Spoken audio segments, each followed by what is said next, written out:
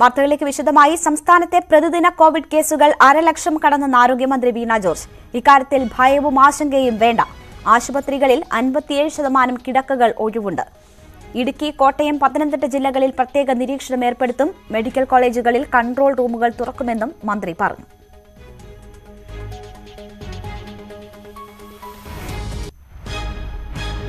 സംസ്ഥാനത്ത് കോവിഡിന്റെ തീവ്രവ്യാപനം തുടരുകയാണ്.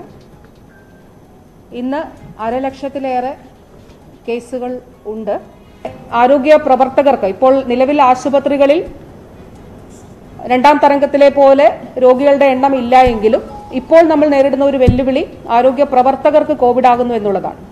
അല്ല, ക്രൗഡിംഗ് ഒരു തരത്തിലും ഈ ഘട്ടത്തിൽ ഇപ്പോൾ കാറ്റഗറി അനുസരിച്ച് തിരുവനന്തപുരത്ത് അനുവദിക്കുകയില്ല. സംബന്ധിച്ച് കോവിഡ് വ്യാപനം സംബന്ധിച്ച് ഒരു തരത്തിലുള്ള ഭയവും ആശങ്കയും ആളുകൾക്ക് ഉണ്ടാകേണ്ടതില്ല. വി വിനോദ് ചേരുകയാണ്. വിനോദ്, ഒരു ദിവസം 1.5 ലക്ഷത്തിലധികം രോഗികൾ എന്ന നിലയിലേക്ക് അതിതീവ്ര വ്യാപനമാണ് സംസ്ഥാനത്ത് നടക്കുന്നത്.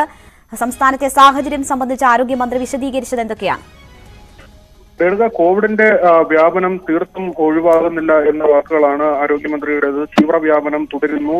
ഏറ്റവും ഒരുപക്ഷെ റെക്കോർഡ് എന്ന 1 ലക്ഷം പേർക്ക് ഒരു ദിവസം രോഗം സ്ഥിരീകരിക്കുന്ന നിലയിലേക്ക് അതിന്റെ വ്യക്തമായ കണക്കുകൾ അല്പസമയത്തിനുള്ളിൽ വരും. കോവിഡ് പ്രതിദിന കണക്കുകൾ എല്ലാ ദിവസവും വരുന്നുണ്ട്. ആ നിലയ്ക്കുള്ള കണക്കുകൾ അല്പസമയത്തിനുള്ളിൽ വരും. ഏതായിരുന്നാലും ഭയവും ആശങ്കയും വേണ്ട എന്ന് ആരോഗ്യമന്ത്രി പറയുന്നുണ്ട്. ഹോസ്പിറ്റൽ അഡ്മിഷനുകളുടെ എണ്ണം കൂടുന്നില്ല. മാത്രവുമല്ല, സംവിധാനങ്ങൾ പര്യാപ്തമാണ്. 87% വെന്റിലേറ്റർ ഒഴിവുണ്ട്. അതുപോലെ തന്നെ ICU, ഓക്സിജൻ ബെഡുകൾ ഉൾപ്പെടെയുള്ള കാര്യങ്ങളിൽ നമുക്ക് പര്യാപ്തമായ തോതിൽ ഉള്ളത് കൊണ്ട് തന്നെ ആശങ്കപ്പെടേണ്ട ഒരു സാഹചര്യമില്ല.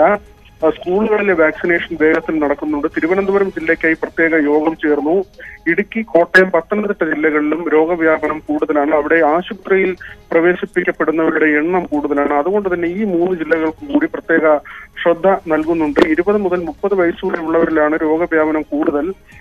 എല്ലാ മെഡിക്കൽ കോളേജുകളിലും പ്രത്യേക കൺട്രോൾ റൂമുകൾ തുറക്കാനുള്ള നടപടിയുമായിട്ടുണ്ട്. A കാറ്റഗറിയിലുള്ളവർക്ക്, അതായത് വലിയ തോതിൽ ആരോഗ്യ പ്രശ്നങ്ങൾ ഇല്ലാത്തവരാണ്. ചെറിയ ജലദോഷമോ തലവേദനയോ പോലെ ഉള്ള ആളുകളാണ്. അതുപോലെ ജലദോഷമുള്ള ആരോഗ്യമുള്ള ആളുകളും വീടുകളിൽ പരിചരണത്തിലായാൽ മതി. ഇവർ ആശുപത്രിയിൽ ചികിത്സ തേടണം എന്ന ഒരു ആവശ്യമില്ല. അതേസമയം 3 ദിവസത്തെ കഴിഞ്ഞ ശേഷവും ഇവർക്ക് ആരോഗ്യ പ്രശ്നങ്ങൾ ഉണ്ടെങ്കിൽ ആശുപത്രിയിലെത്തി അവിടെ നിന്ന് ചികിത്സ തേടാവുന്നതാണ്. ആരോഗ്യ പ്രവർത്തകർ സുരക്ഷാ ക്രമീകരണങ്ങൾ പാലിക്കുന്നുവെന്ന് ഉറപ്പാക്കും. അതിനുള്ള നടപടികൾ സ്വീകരിച്ചിട്ടുണ്ട്. ഇതിനുള്ള പ്രതിരോധ പ്രവർത്തനങ്ങൾക്കായി 4917 പേരെ പ്രത്യേകം നിയമിക്കാനുള്ള ഉത്തരവ് പുറത്തിറങ്ങിയതായും ആരോഗ്യമന്ത്രി വ്യക്തമാക്കി. വിനോദ്, സാധാരണ വാർത്താക്കുറിപ്പായാണ് ഓരോ ദിവസത്തെയും കണക്കുകൾ വരുന്നത്. ഇതിപ്പോൾ ഒരു ദിവസം തന്നെ റിപ്പോർട്ട് ചെയ്യുന്ന രോഗികളുടെ എണ്ണം റെക്കോർഡാണ്. 50,000 കടന്നിരിക്കുന്നു എന്ന ഒരു സംഖ്യ. ആ ഒരു സാഹചര്യത്തിലാണോ ആരോഗ്യമന്ത്രി നേരിട്ട് കാണുകയും നമ്മുടെ സജ്ജീകരണങ്ങൾ വിശദീകരിക്കുകയും ചെയ്തത്? ഒരിക്കൽ കൂടി തീർച്ചയായും അങ്ങനെ കൂടി നമുക്ക് കണക്കാക്കാം. ഒരുപക്ഷെ അത്തരമൊരു സംഖ്യയിലേക്ക് ഉയരുന്നതിന് മുൻപ് കാര്യങ്ങൾ വ്യക്തമാക്കുക എന്നൊരു ഉദ്ദേശം കൂടി മന്ത്രിക്കുണ്ട് എന്ന് വേണം കരുതാൻ.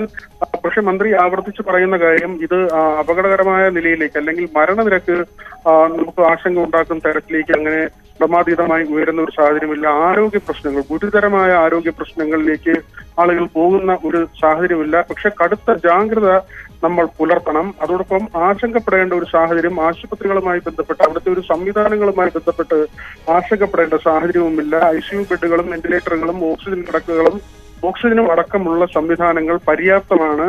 വളരെ ചെറിയൊരു ശതമാനം മാത്രമാണ് കൂടുതലായി വേണ്ടി വന്നിട്ടുള്ളത്. ഇതിൽ ഏറ്റവും ശ്രദ്ധേയമായ കാര്യം നമ്മൾ മനസ്സിലാക്കേണ്ടത്, ഇത്രയും രോഗികൾ ഉണ്ടാകുമ്പോഴും ആശുപത്രിയിൽ പ്രവേശിപ്പിക്കപ്പെടുന്നവരുടെ, അതായത് ചികിത്സയിൽ ആശുപത്രിയിൽ തങ്ങേണ്ടി വരുന്നവരുടെ എണ്ണം വളരെ കുറവ് മാത്രമാണ്. രണ്ടാം കോവിഡ് തരംഗത്തെ അപേക്ഷിച്ച് 0.5 എന്ന നിലയിലാണ് ഇപ്പോൾ അതിന്റെ ഒരു വർധന. അതുകൊണ്ട് തന്നെ ആശുപത്രികളിൽ എന്തെങ്കിലും പ്രതിസന്ധി ഉണ്ടാകുമെന്ന തരത്തിലുള്ള ആശങ്കകൾ വേണ്ട എന്ന് ആരോഗ്യമന്ത്രി പറയുന്നു.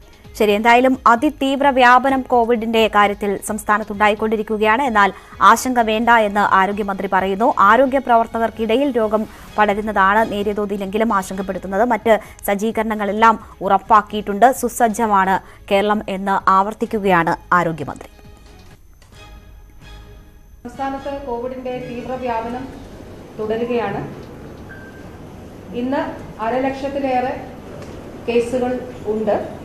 ആരോഗ്യ പ്രവർത്തകർക്ക് ഇപ്പോൾ നിലവിൽ ആശുപത്രികളിൽ രണ്ടാം തരംഗത്തിലെ പോലെ രോഗികളുടെ എണ്ണം ഇല്ല എങ്കിലും ഇപ്പോൾ നമ്മൾ നേരിടുന്ന ഒരു വെല്ലുവിളി ആരോഗ്യ പ്രവർത്തകർക്ക് കോവിഡ് ആകുന്നു എന്നുള്ളതാണ്. അല്ല, ക്രൗഡിംഗ് ഒരു തരത്തിലും ഈ ഘട്ടത്തിൽ ഇപ്പോൾ കാറ്റഗറി അനുസരിച്ച് തിരുവനന്തപുരത്ത് അനുവദിക്കുകയില്ല. സംബന്ധിച്ച് കോവിഡ് വ്യാപനം സംബന്ധിച്ച് ഒരു തരത്തിലുള്ള ഭയവും ആശങ്കയും ആളുകൾക്ക് ഉണ്ടാകേണ്ടതില്ല.